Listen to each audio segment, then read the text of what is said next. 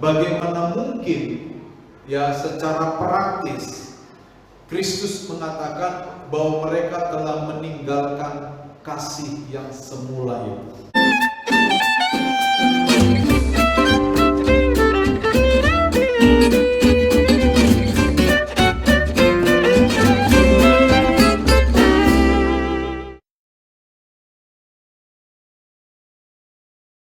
Dan pagi hari ini, saudara-saudara, saya akan melanjutkan seri pembahasan terkait dengan surat kepada ketujuh jemaat yang dituliskan oleh Rasul Yohanes di dalam kitab Wahyu.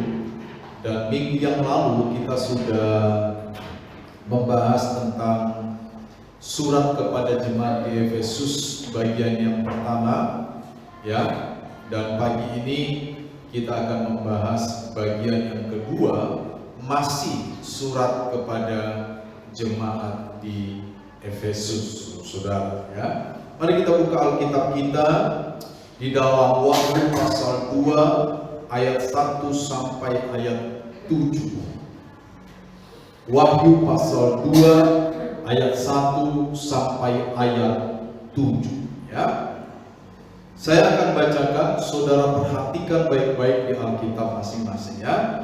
Tuliskanlah kepada malaikat jemaat di Efesus, inilah firman dari Dia yang memegang ketujuh bintang itu di tangan kanannya dan berjalan di antara ketujuh kaki pelita emas itu. Aku tahu segala pekerjaanmu, baik jerih payahmu maupun ketekunanmu. Aku tahu bahwa engkau tidak dapat sabar terhadap orang-orang jahat, bahwa engkau telah menguji mereka yang menyebut dirinya rasul, tetapi yang sebenarnya tidak demikian, bahwa engkau telah mendapati mereka pendusta. Engkau tetap sabar dan menderita karena namaku, dan engkau tidak mengenal lelah. Meskipun demikian, aku mencela engkau karena engkau telah meninggalkan kasihmu yang semula. Sebab itu ingatlah betapa dalamnya engkau telah jatuh. Bertobatlah dan lakukanlah lagi apa yang semula engkau lakukan. Jika tidak demikian, aku akan datang kepadamu dan aku akan mengambil kaki pelitamu dari tempatnya, jikalau engkau tidak bertobat. Tetapi ini yang ada padamu, yaitu engkau membenci segala perbuatan pengikut-pengikut Nikolaus yang juga kubenci. Siapa bertelinga, hendaklah ia mendengarkan apa yang dikatakan Roh kepada jemaat-jemaat. Siapa yang menang, dia akan kuberi makan dari pohon kehidupan yang ada di Taman Firdaus Allah. Saudara-saudara, ya, kita akan sedikit mereview dulu apa yang kita khotbahkan minggu yang lalu, ya.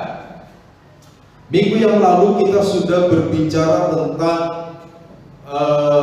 status atau kondisi kota Efesus.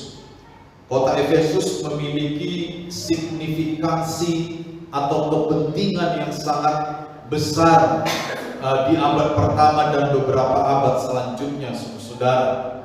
Ya, tadinya dua kota yang lebih besar dari Efesus, yaitu Pergamus dan Smyrna, ya, itu akhirnya digantikan oleh Efesus. Ya, secara ekonomi, secara politik maupun di dalam konteks keberagamaan. Ya, kita tahu secara politik, ya, Efesus adalah metropolis, ya, kota ternama. Jika pada abad pertama ditanya di Asia Kecil apa yang bisa dibanggakan, maka itulah Efesus, saudara. Ya, walaupun Efesus bukan ibu kota provinsi Asia Kecil, tetapi dia jauh lebih dikenal, saudara-saudara, ketimbang kota-kota yang lainnya. Secara politik, Efesus sangat memiliki dampak, dan Efesus memiliki masyarakat yang sangat heterogen, banyak suku yang datang ke sana. Ya, Ya mungkin kalau hari ini mungkin seperti Jakarta, banyak suku yang merantau ke sana. Jadi secara politik, dalam sosiopolitiknya, keadaan politik dalam masyarakatnya itu cukup signifikan ya. Nah, secara ekonomi kita sudah membahas juga minggu yang lalu, Efesus adalah tempat di mana perdagangan sangat baik. Dia adalah satu dari beberapa kota yang sangat maju ekonominya, karena di sana terdapat pelabuhan yang sangat besar, dan di abad-abad pertama, abad-abad permulaan Masehi, kalau orang berdagang itu lebih banyak melalui pelabuhan-pelabuhan. Jadi Efesus secara ekonomi berkembang, Efesus secara ekonomi bertumbuh. Ya. Nah, terkait dengan keberagamaan juga kita sudah bahas. Efesus adalah tempat berbagai macam masyarakat, maka setiap masyarakat membawa agamanya masing-masing di sana. Tetapi ada ikon atau subjek yang sangat dikenal di sana terkait dengan hal beragama, yaitu kuil Dewi Artemis atau Dewi Kesuburan, yang oleh orang Roma dalam bahasa Latin disebut sebagai Dewi Diana, saudara. Di sana terdapat penyembahan kepada dewi-dewi, ya, terdapat pelacur-pelacur bakti. Jadi mereka hidup di dalam immoralitas atau kehidupan moral yang rusak, ya. Dan di sana ada satu pohon yang biasanya dianggap oleh mereka sebagai sumber bagi kehidupan mereka, sumber bagi kecukupan, sumber bagi kesejahteraan kehidupan mereka. Jadi kuil Dewi Diana atau kuil Dewi Artemis ini menjadi pusat penyembahan yang ada di Efesus.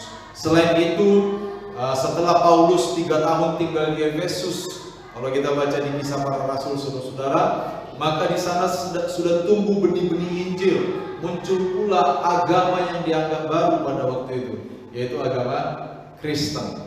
Nah, inilah yang disoroti oleh Yohanes ketika dia menulis surat kepada ketujuh jemaat, yaitu salah satunya adalah gereja yang ada di Efesus. Ya. Nah, kita juga sudah membahas bahwa Kristus digambarkan sebagai Allah yang terlibat di dalam kehidupan gerejanya. Dikatakan di ayat 1, inilah firman Dia yang memegang ketujuh bintang itu di tangan kanannya dan berjalan di antara ketujuh kaki pelita emas itu. Dan kita sudah belajar minggu yang lalu bahwa ini sebenarnya bicara tentang kehadiran, keterlibatan Allah di dalam gerejanya, saudara. Ya, memegang ketujuh jemaatnya, berjalan di antara, ya, berjalan, ya, peripateo itu di dalam teks aslinya itu seringkali memberikan makna semantik bahwa Yesus atau Allah itu terlibat di dalam jemaatnya. Dan minggu yang lalu kita sudah menarik makna teologis bagi kehidupan kita, bahwa kita tidak perlu takut, kita tidak perlu gentar ketika Allah terlibat kepada jemaat di Efesus, maka hari ini Allah juga terlibat dalam kehidupan kita. Ya, amin. Lalu saudara, kita sudah belajar bahwa gereja di Efesus dipuji karena 3 hal. Yang pertama, gereja di Efesus dipuji karena mereka melakukan hal yang memang perlu untuk mereka lakukan. Mereka sabar, mereka tekun, ya, mereka tidak dapat menerima hal-hal yang jahat. Nah, itu juga yang harus kita tiru. Kita harus mengerjakan apa yang memang harus kita kerjakan terkait dengan kerohanian kita. Apa yang tidak perlu kita terima, jangan kita terima. Sepakat? Apa yang perlu kita terima terkait kehidupan rohani kita, maka kita terima. Dan ini pun nanti bisa kita aplikasikan ke dalam kehidupan sehari-hari kita. Maka dengan itu hidup kita nanti akan menjadi hidup yang terkendali. Gereja di Efesus juga dipuji karena dedikasi yang total bagi Kristus. Ya, dikatakan di ayat Hingga engkau tetap sabar dan menderita karena namaku, dan engkau tidak mengenal lelah. Mereka memiliki pengabdian yang total. Mereka dipuji karena pengabdian itu. Mereka setia, tidak mengenal lelah. Dan yang terakhir, jemaat di Efesus dipuji karena mereka setia kepada ajaran yang murni. Mereka menolak ajaran bahkan para pengikut Nikolaus yang waktu itu sedang berkembang, yang nanti kita lihat pengikut Nikolaus ini berhasil mengkamiri jemaat di Pergamus. Ya, tetapi di Efesus mereka setia dengan pengajaran yang murni. Walaupun pengajaran Nikolaus ini enak, ya, walaupun pengajaran Nikolaus ini secara dunia menyenangkan, tetapi jemaat di Efesus berani mengatakan tidak pada ajaran yang menyenangkan, yang pada waktu yang sama tidak menyenangkan bagi Tuhan. Ya, ajaran-ajaran Kristen, ya, ada yang menyenangkan secara daging, ada juga yang tidak menyenangkan secara daging. Tetapi ketika itu menyenangkan dan itu juga menyenangkan Tuhan, maka itu ajaran yang harus kita terima. Sepakat? Tapi ketika ada orang mengajarkan sesuatu kepada kita dan itu tampaknya menyenangkan kita secara daging, tetapi tidak bagi Tuhan, maka seperti jemaat di Efesus, kita perlu menolak pengajaran itu, saudara. Ya, dan itu kita sudah bahas minggu yang lalu.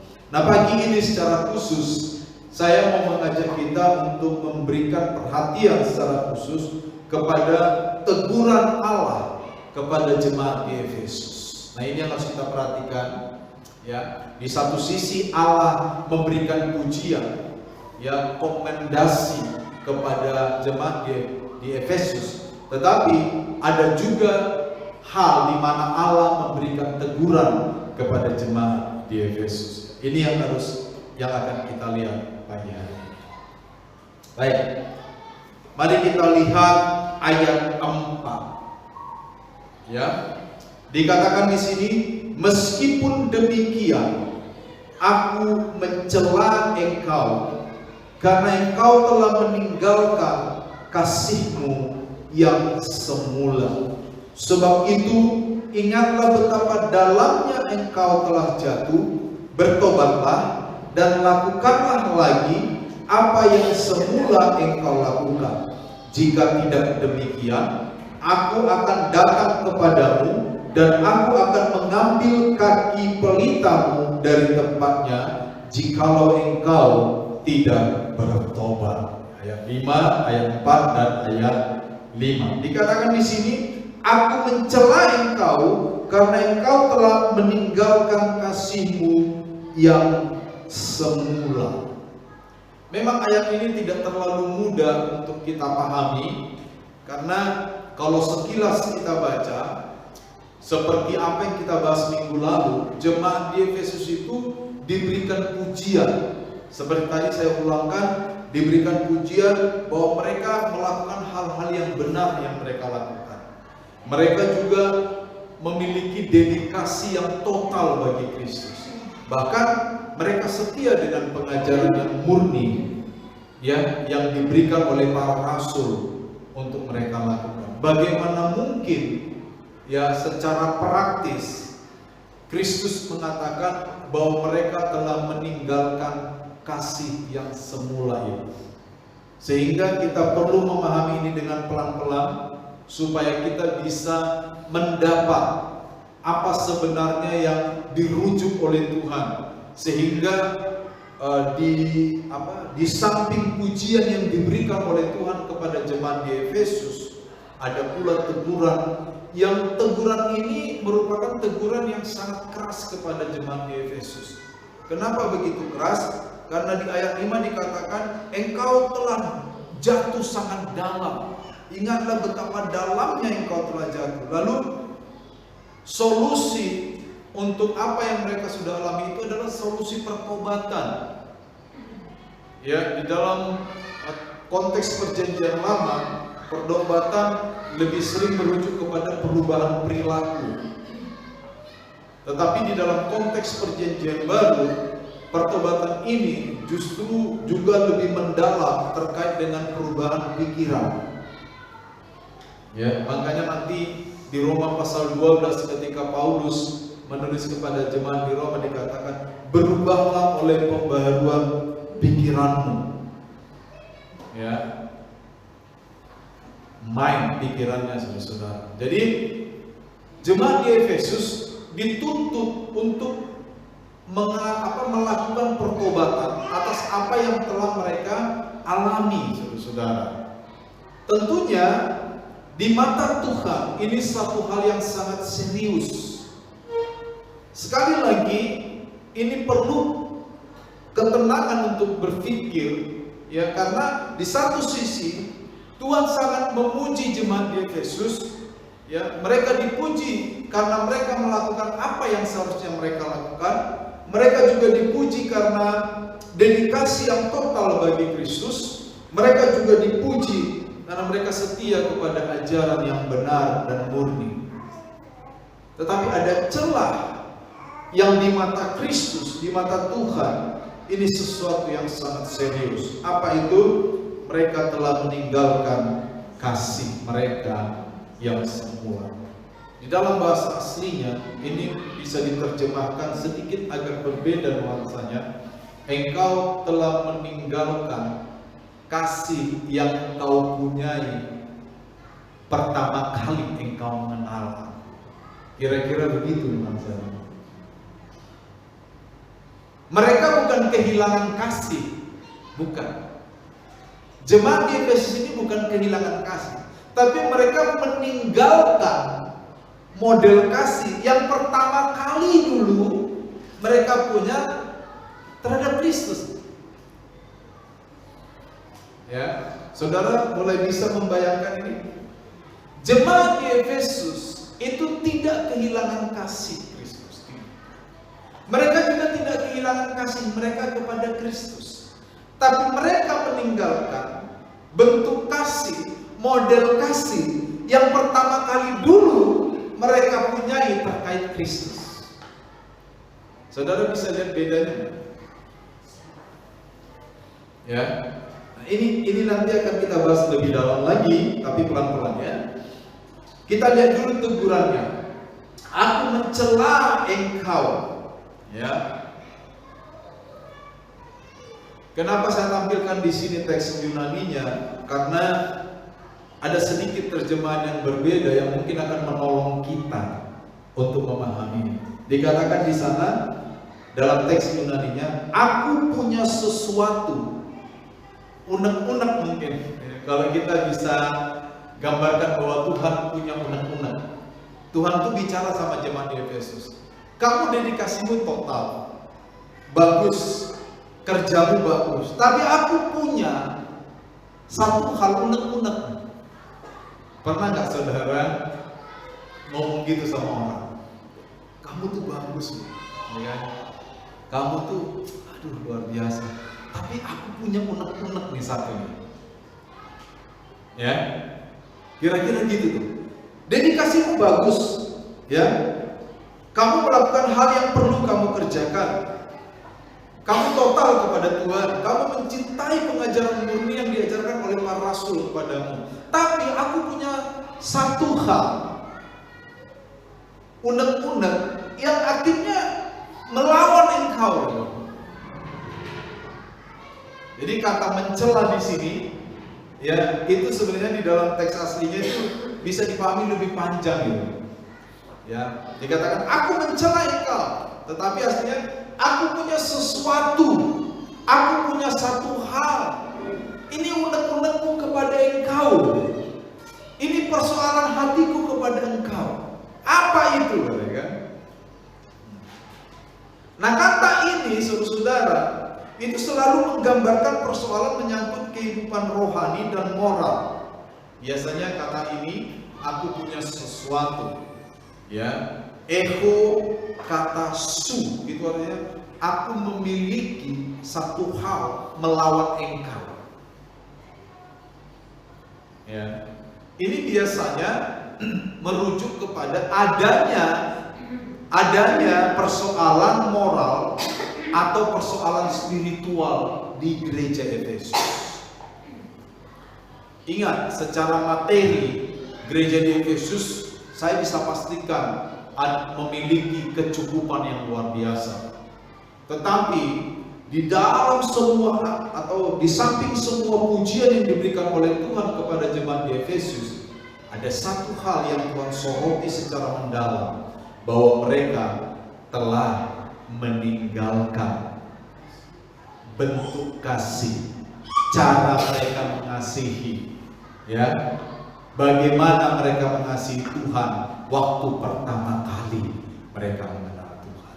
Sekali lagi, mereka tidak sedang kehilangan kasih.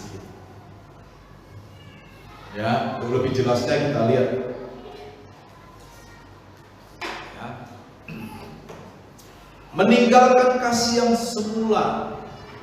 Secara semantik, kata semula ini bisa dipahami, kalian telah meninggalkan kualitas kasih atau cara mengasihi yang dulu pertama kali engkau tunjukkan. Jadi ada perbedaan di sana. Sekali lagi, jemaat di Efesus tidak sedang kehilangan kasih mereka kepada Tuhan. Mereka tetap punya komitmen kepada Tuhan. Mereka tetap punya dedikasi yang total kepada Tuhan. Mereka tetap memiliki semangat kepada Tuhan mungkin, ya. Mereka tetap memiliki kesetiaan kepada ajaran yang murni dari para rasul. Tetapi mereka meninggalkan cara mereka mengasihi Tuhan waktu pertama kali mereka mengenal Tuhan. Sampai di sini kita berhenti dulu. Coba kita renungkan. Pastikan bahwa kita memperoleh makna dari kalimat ini. Dan ini sangat penting. Ya. Ada beda. Coba saudara bayangkan dan ingat-ingat kembali bagaimana dulu pertama kali, ya, waktu kita pertama kali mengenal Tuhan, atau mungkin waktu kita pertama kali mengalami, ya, pertobatan spiritual. Mungkin kita sudah jadi Kristen, tetapi kita baru mengalami pertobatan rohani. Bagaimana cara kita mengasihi Tuhan? Ada yang mau kasih contoh dulu bagaimana cara Anda mengasihi Tuhan pertama kali mengenal Tuhan, atau pertama kali mengalami pertobatan spiritual di hadapan Tuhan? Hujan badai pun diterjang, betul nggak? Ya kan? Kalau perlu dicaplok tuh, laut kan kuseberangi, gunung kan kudaki untuk Tuhan, betul nggak? Iya kan? Begitulah cara kita dulu mengasihi Tuhan, betul?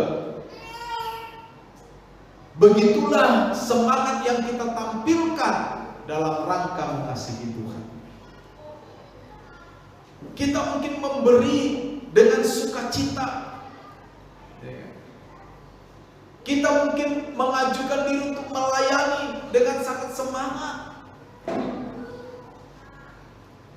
Pokoknya kita selalu menyanyikan satu pujian yang berjudul All About Jesus.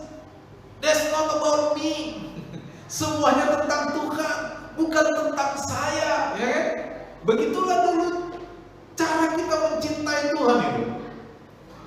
Tapi seiring waktu, ya, seiring waktu, kita tidak meninggalkan Tuhan.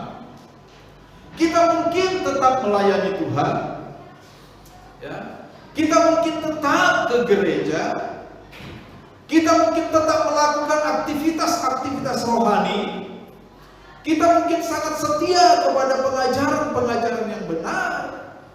Tetapi api yang dulu pernah kita miliki terkait cara kita mencintai Tuhan harus kita pertanyakan ulang.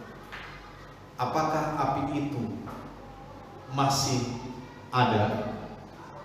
Atau sudah padam setengah?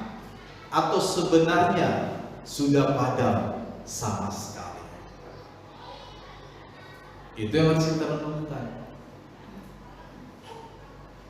Sehingga saudara-saudara, ya, bagi Tuhan terkait dengan teguran mereka kepada jemaat di Efesus adalah penting untuk melakukan sesuatu bagi Tuhan, melakukan hal yang benar bagi Tuhan, tetapi juga adalah sangat penting tentang apa yang mendorong kita melakukan itu untuk Tuhan. Adalah penting untuk datang beribadah ke gereja, tetapi juga penting apa yang mendorong kita untuk datang beribadah ke gereja.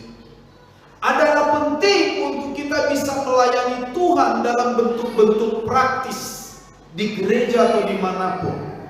Tetapi juga adalah penting untuk mengetahui apa yang mendorong saya terlibat dalam pelayanan. Bisa ditangkap ya?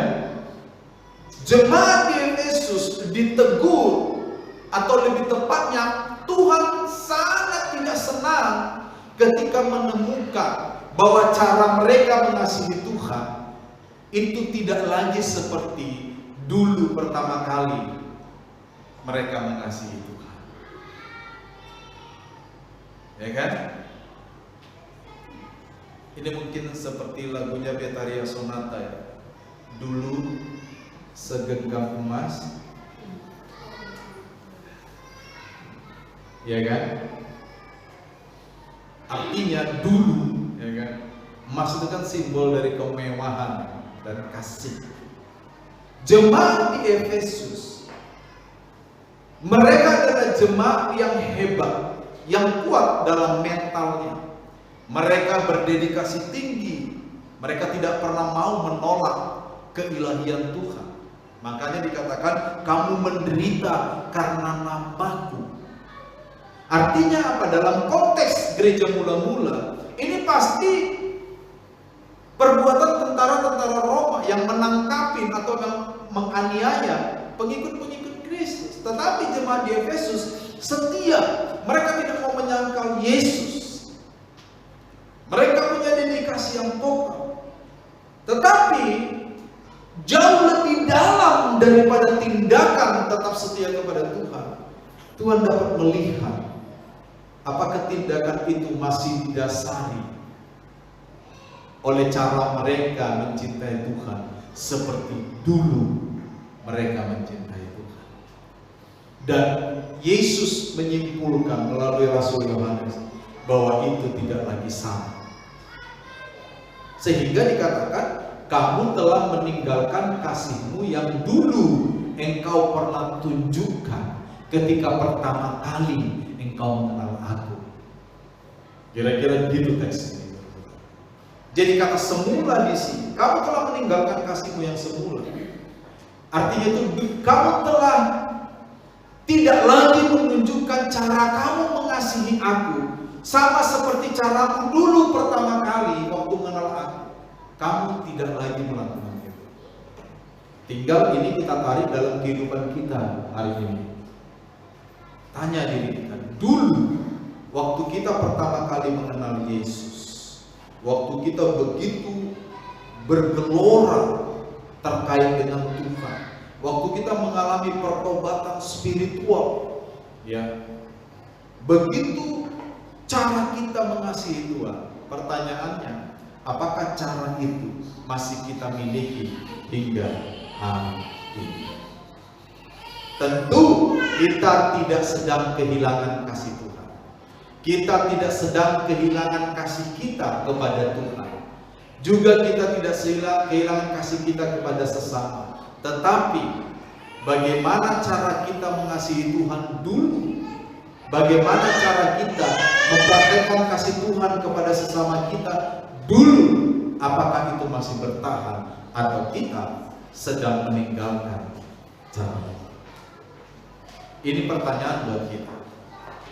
Sampai di sini saya harap kita memahaminya. Ya.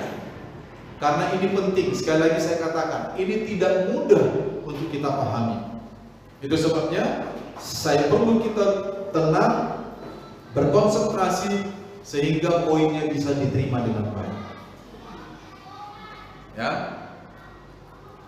Di dalam teks lain di dalam kitab Perjanjian Baru, mungkin rujukannya bisa kita bawa kepada Matius 24 ayat 12. Ya, kalau ada yang bisa buka dengan cepat, Matius 24 ayat 12. Ya, tolong bacakan Matius 24 ayat 12. Dan karena makin bertambahnya kedurhakaan, maka kasih kebanyakan orang akan menjadi gila. Ya. Sebenarnya kedurhakaan ini terjadi di luar gereja. Tapi itu secara tidak disadari seringkali mempengaruhi kehidupan orang percaya di gereja. Nah, ini yang terjadi mungkin di jemaat di Efesus ini. Kota Efesus adalah kota yang multi agama, ya multi etnis, ya multi praktis sebagainya ya. Banyak terjadi perbuatan-perbuatan curang dalam perdagangan, perbuatan-perbuatan yang tidak menyenangkan Tuhan. Dan secara praktis orang-orang percaya sehari-harinya bergaul dengan orang-orang di luar gereja. Kalau kita merujuk kepada Matius 24 ini, ya, dikatakan bahwa di luar gereja itu memang terjadi kedurhakaan. Terjadi banyak tindakan-tindakan yang tentu saja tidak sesuai dengan iman kita sebagai orang Kristen. Dalam dunia perdagangan, tipu-tipu itu menjadi biasa, ya kan?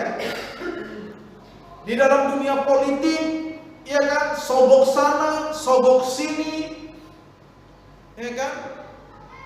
Semua praktik-praktik yang tidak menyenangkan Tuhan itu biasa. Nah, ini yang mungkin disebut sebagai kedurhakaan yang terus bertambah. Dan kita orang Kristen terlibat, maksudnya bergaul dengan orang-orang itu. Kenapa? Karena orang Kristen juga berdagang, betul. Ada juga orang Kristen yang jadi politisi. Ada juga orang Kristen yang jadi supir misalnya, bergaul dengan sesama supir. Kedurhakaan yang ada di luar gereja tanpa disadari itu bisa saja mempengaruhi orang-orang percaya. Orang percaya ini sendiri tidak menyangkal Kristus.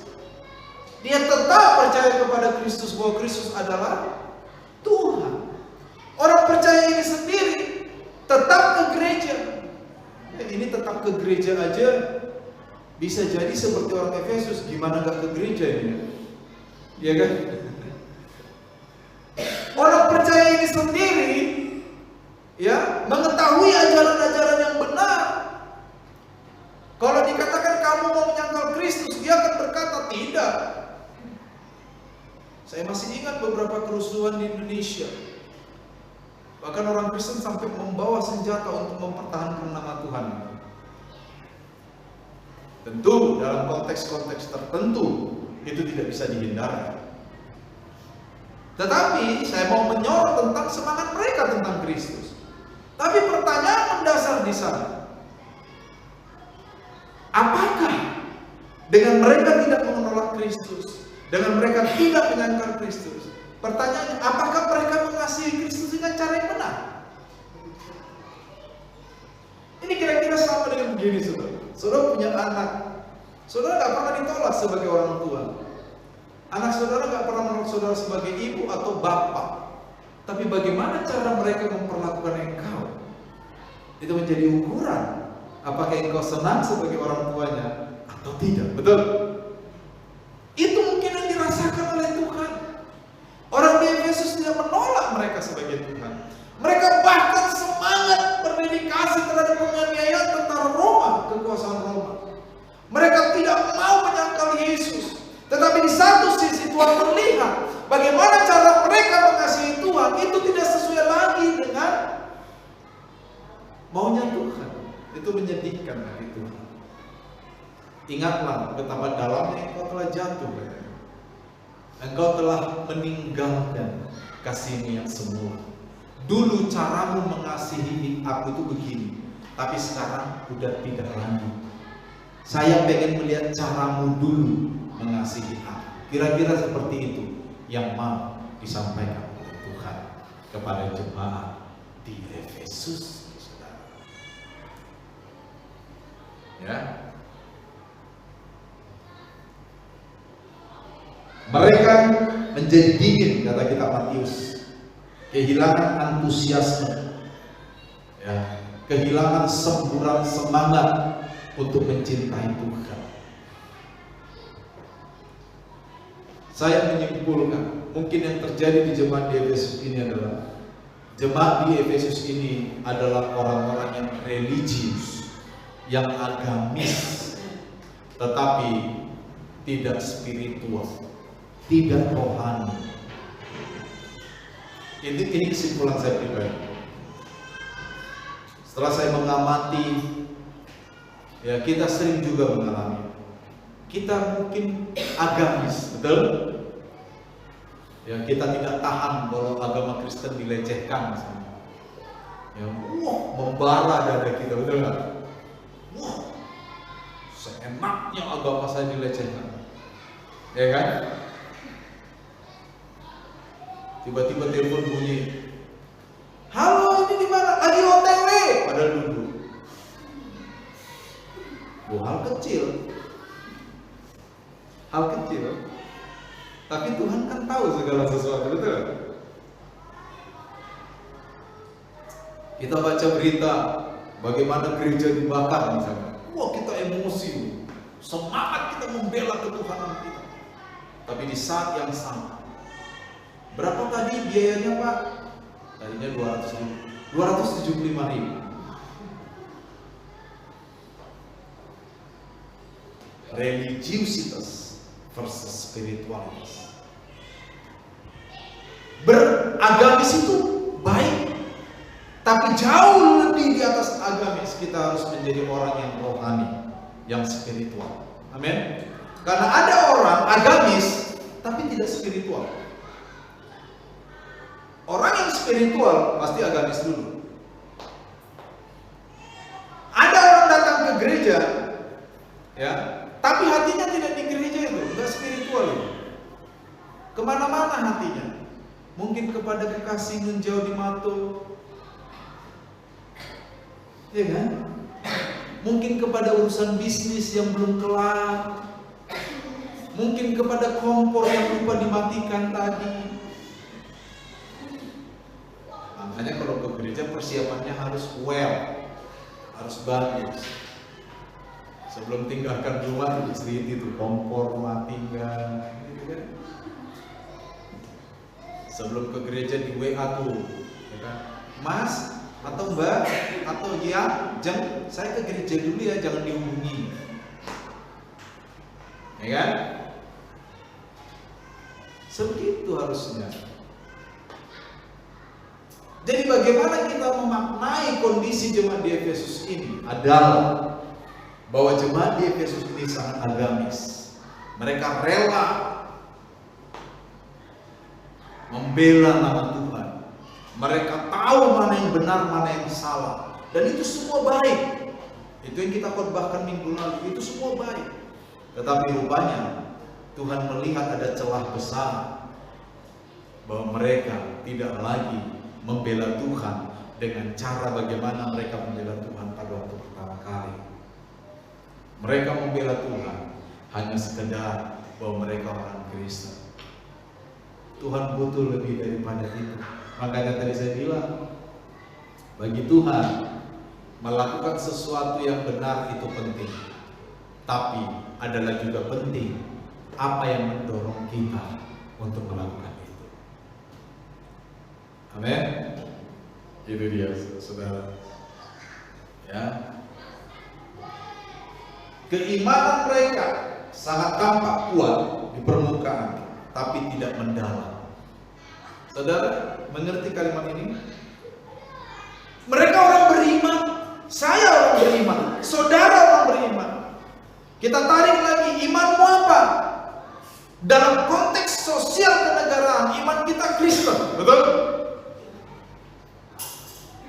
Iman kita Kristen. Tapi pertanyaannya, apakah iman kekristenan kita itu hanya di tataran permukaan atau mendalam?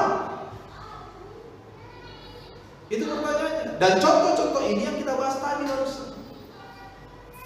Betapa banyaknya orang yang setia kepada nama Tuhan, betul kan? Tapi tidak menyenangkan hati Tuhan.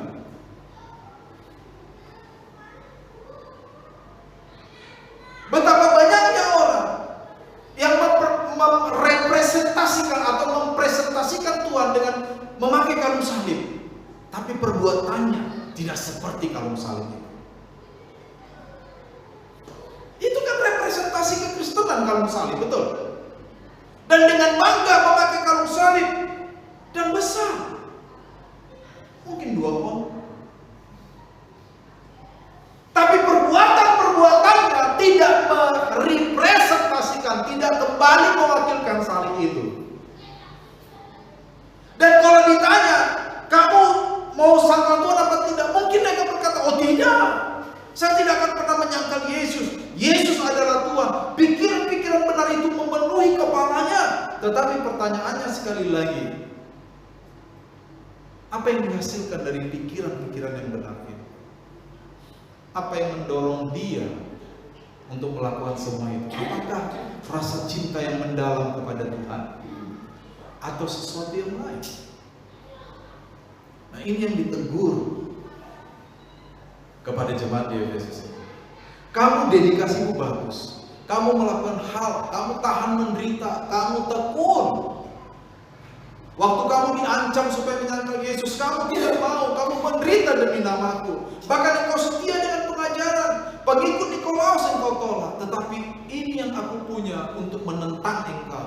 Engkau telah meninggalkan kasihmu yang dulu pernah engkau tunjukkan kepadaku waktu pertama kali engkau menolak. Kira-kira begitu.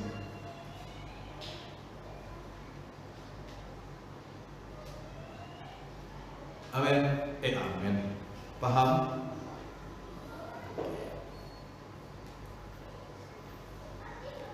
Memang kalau dikit orang agak sepi, agak sunyi suaranya. Ya, saudara nggak suka bersuara sama. Dulu kita pernah punya teman yang senang amin. Ya. Lalu apa upah atau apa janji yang akan diberikan Tuhan? Jadi dikatakan di ayat 7, siapa bertelinga hendaklah ia mendengarkan. Nah, kata mendengarkan, saya sering katakan kepada saudara di dalam teks perjanjian baru, kata mendengarkan itu selalu terhubung dengan kata taat. Jadi akopo itu selalu dalam pengertian semantiknya selalu terhubung dengan kata taat. Jadi kalau dikatakan barang siapa mendengar bertelinga hendaklah ia mendengarkan, artinya hendaklah ia taat. Itu penting untuk kita ketahui. Dan ayat 7b, siapa yang menang? Kata menang ini lebih tepat diterjemahkan sebagai siapa yang mampu menaklukkan perkara ini. Dan kata menang di sini, menaklukkan ini maknanya sama dengan kata Nikolaus itu. Nikolaus itu juga menaklukkan. Siapa yang mampu menaklukkan perkara, artinya begini loh. Siapa yang mampu tetap menjaga kasihnya yang semula. Siapa yang mampu tetap memelihara kasihnya yang semula, maka kepada dia akan diberikan makan dari pohon kehidupan yang ada di taman Firdaus Allah.